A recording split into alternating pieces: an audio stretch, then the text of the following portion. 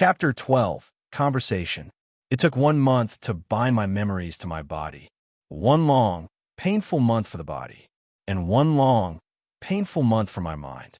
As the memories swamped me, chill after chill swept over me. Grandma Weasley was dead. Sirius Black was dead. Michael and Sarah Black had never existed. Never existed.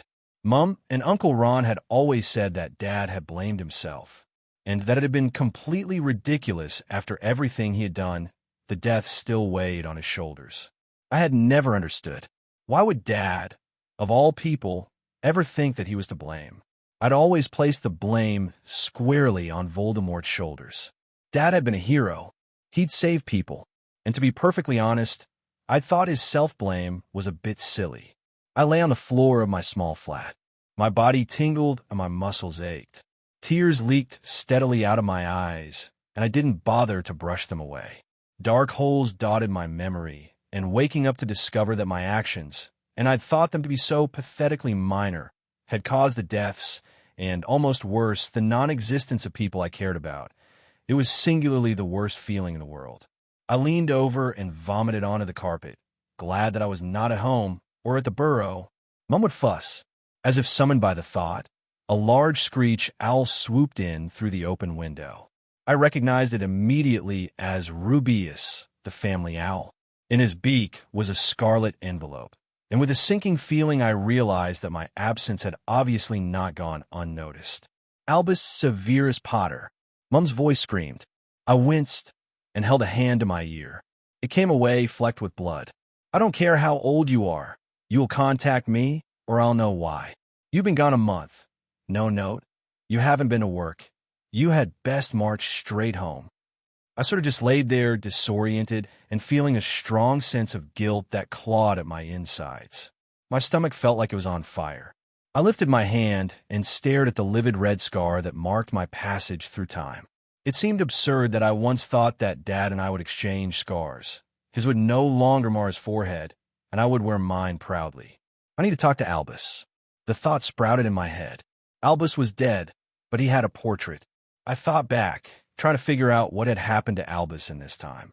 But all I could remember was Dad saying that Albus had given his life to help him, and so had Severus. But where the details should be, I only found a misty fog. I hoped this didn't mean that my actions had killed him, but the fact that my father hadn't wanted to speak of it was ominous. With extreme effort, I pulled myself to my feet. Rubeus glared at me reproachfully. I grimaced and scrawled a quick note, letting my mother know that I would come for a visit later or tomorrow. I didn't know how long my interview with the portrait would last, but afternoon was waning and questions burned inside me. Rubeus left. I hobbled around my flat like an old man. My hand felt as though I'd placed a rather large brand on it, and every time it brushed up against something, it pulsed with fresh agony. The pain would have been worth it had I not managed to fuck everything up. It didn't help that I dreaded seeing the portrait. The last time I had seen Albus Dumbledore, admittedly, this was only a month for me, but was several decades to him, he had locked me up. I'd resented it, but Merlin, I wished he'd locked me up sooner. I sat down at the edge of my rumpled bed and pressed the heel of my uninjured hand against my eyes. I could just not go. The idea was tantalizing. No one had to know. I could just get on with my life. Pretend like nothing had happened. Albus was dead. He was in his portrait, and he was the only one, besides Severus, who, for all I knew, didn't have a portrait at all. Who knew? I wouldn't have to see him at family functions or anything, not unless one of the aunts or uncles went really odd and started lugging him around. I was tempted. I really was. I was more than ready to pull the bedclothes up over my head and pretend like nothing had happened, that I had not been the cause of even greater suffering. But I wouldn't be able to live with myself. With that thought in mind, I pulled up my big boy pants and gathered the tattered edges of my courage and resolve and disapparated. It took some finagling to get a change to speak to Albus' portrait alone. The current headmaster of Hogwarts School of Witchcraft and Wizardry was genuinely curious about what had brought me to his office. Always been my least favorite professor, too, and he kept trying to stall leaving the room by offering tea and biscuits. I finally had to be rude and use the fact that I am an unspeakable. It didn't help that Albus was obviously faking his snores. And what brings you to Hogwarts? Professor Macmillan asked pompously. Despite the fact that he was obviously a former Hufflepuff, we used to call him the Puffy Prize because his eyes are always red and runny, and he's got this way about him, like he's the Prime Minister of the world or something. His eyes glinted with unhealthy curiosity. He might have added a bit of Slytherin to the mix. Not much, though. If I'd wanted information out of him, I'd have spiked the tea with fire whiskey, and maybe added a drop or two of Veritasium. Can't talk about it, I said repressively. The hair on the back of my neck stood straight up, and even though I had to bite back a yelp to do it, I flattened my injured hand against my leg. I think Albus was staring at it. Professor Macmillan was too busy trying to figure out why an unspeakable had come to Hogwarts. Listen, I grimaced apologetically. I widened my eyes and tried to look contrite and forthcoming. I know this really is an inconvenience, but my superior, he needs to make sure that no one knows about this. Could I have a bit of privacy? Blame it on the superior. Macmillan could sympathize with that. He hadn't always been headmaster. You know, I trust you, but we've got to follow protocol. Macmillan loved rules. I was prepared to lean forward and whisper something totally inconsequential and completely unrelated to my real reason for being there. But resignation flashed in his eyes. I hid my triumph, and he sighed, standing up and dusting his sleeves. Well, I know how that goes, young man, he said.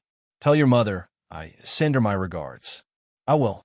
I forced myself to smile pleasantly at him. He was all right, I supposed, but I had the urge to lift him up bodily and throw him out his own office. Thank you, and I really regret the inconvenience. He patted me on the shoulder and opened the door. It slammed shut with an air of finality. I stared at it, feeling a growing sense of dread. I had my back to Albus' portrait. My wound burned, and the silence swelled horribly. I could not bring myself to turn around. Instead, I stared at my hand. It was growing difficult to breathe. What have I done? I asked finally. My voice cracked. It was not entirely your fault, namesake, Albus said. His voice was far gentler than I expected. That's impossible, I said flatly, implacably. It was all my fault. People I love have been dead since long before I was born, because of me. I remember when they were alive. I drank with my depressed brother at Sarah Black's wedding in. What the hell is the date? But that doesn't even matter. She doesn't exist. Because I went back in time and did something that caused her dad to die before she could be conceived. I prowled around the room. I kept my eyes everywhere, but on Albus' portrait. All right, he said pleasantly. Assign all of the blame to yourself. Continue to be selfish. Wallow in what you have done for the rest of your life. I whirled on him. I haven't got a choice. I shouted. Or, he continued as if I hadn't spoken. You could go back and fix it. And this time I'll help you do it.